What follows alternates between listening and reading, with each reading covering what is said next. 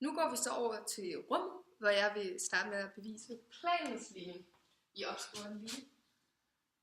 Vi har a gange x minus x0 plus b gange y minus y0 plus c gange z minus z0, som så er lig med 0.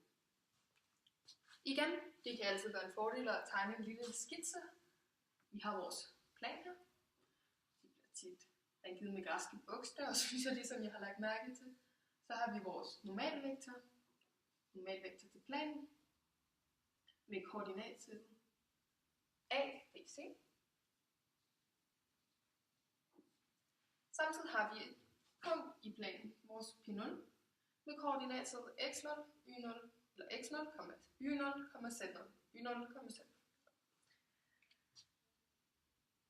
Det er det, der skal til for at opskrive planens ligning, altså et punkt i planen, og normalvektoren hedder det. Så har vi det her punkt P, og vi vil egentlig gerne undersøge, om punktet P ligger i planen. Vi har den her vektor, der er udspændt mellem punktet P0 og punktet P, og for at punktet P ligger i planen, må det ligesom gælde, at P0P står vinkelret på vores normalvektor i planen. Der er hele den her problematik om, hvorfor man ikke bare kan bruge linjens ligning, som vi havde i 2D jo.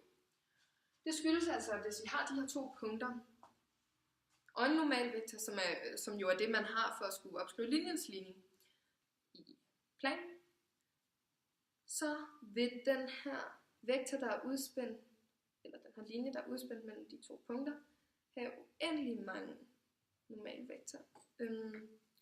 Så sagt på en anden måde, en normalvektor har altså uendelig mange linjer. Så for at kunne opskrive normalvektoren på planen, er det altså det er nødvendigt at kende til 3 punkter. Men videre med vores eksempel her. Vi har altså, det sidste vi nåede til det, var at den her vektor P0P står vinkelret på vores normalvektor. Matematisk notation endnu en gang. P0P-vektoren altså vinkelret på vores normalvektor i planen. Hvornår er det nu, at to vektorer er ortogonale? Det er det, når deres prikkprodukt er 0. Det vil altså sige, at vi kan prikke de her to vektorer, hvilket det jo hedder, når man ganger.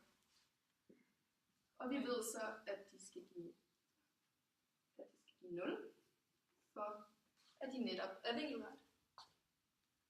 Hvis vi tager udgangspunkt i det her, kan vi jo passende nok opskrive nogle koordinatsæt for de her vektorer.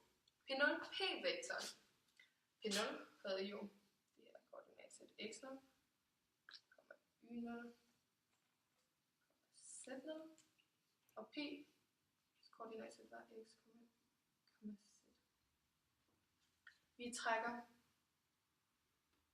P0's koordinater fra P's koordinater. Det vil altså sige, at vi har x0 minus x, y0 minus y, og z0 minus z. Gangetegn. Koordinatsættet for vores normalvektor var a, b, c, som så er lige med 0. Hvis vi nu ganger de her to vektorer sammen, ved at gange koordinaterne hver for sig, så får vi altså derfor a gange parentes x minus x0 plus vores b, det havde vi her for normalvektoren, gange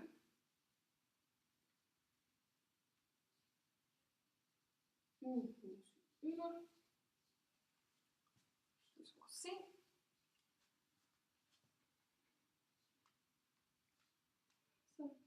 ganges med z0, og det hele giver sjovt nok 0. Det vil altså sige, at jeg har bevist planens ligning 3 ud af 4. Hvad angår planens ligning, så var der det her koordinatsæt, jeg skulle opskrive. Der kom jeg til at trække P0's koordinater fra P's koordinater for P0. Det var netop det, han var. I stedet for at trække P0's koordinater for P. Men du Min fejl. Men hun rettede det selv senere hen. Så. Da jeg skulle opskrive. Ja. Og nu skal jeg bevise kuglens ligning. Og for at opskrive kuglens ligning, så kigger jeg på, hvad der skal gælde for, at punktet P ligger på kuglen. Og det er en kugle, vi har her. Den er tredimensionel. Og for at punktet P ligger på kuglen, så skal afstanden fra C og til P være lige med radiusen.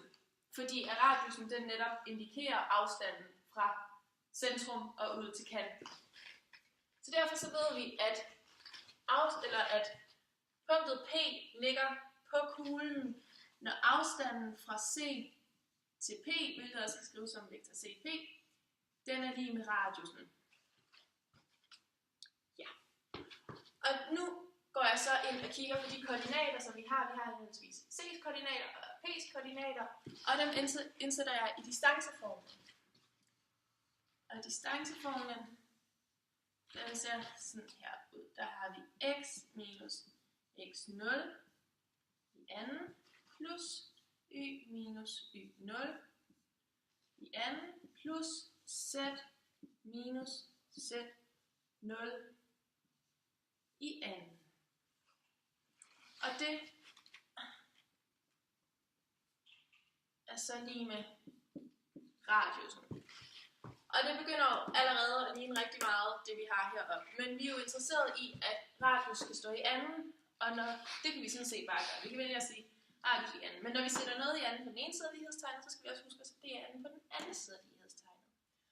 Og hvis vi sætter hele det her udtryk i anden, så går i anden ud med selve kvadratroden, som var der før. Så derved så får vi, at x minus x0 i anden, plus y minus y0 i anden, plus z minus z0 i anden, er lige med radius i anden, og det var jo netop kuglens ligning, som jeg skulle bevise.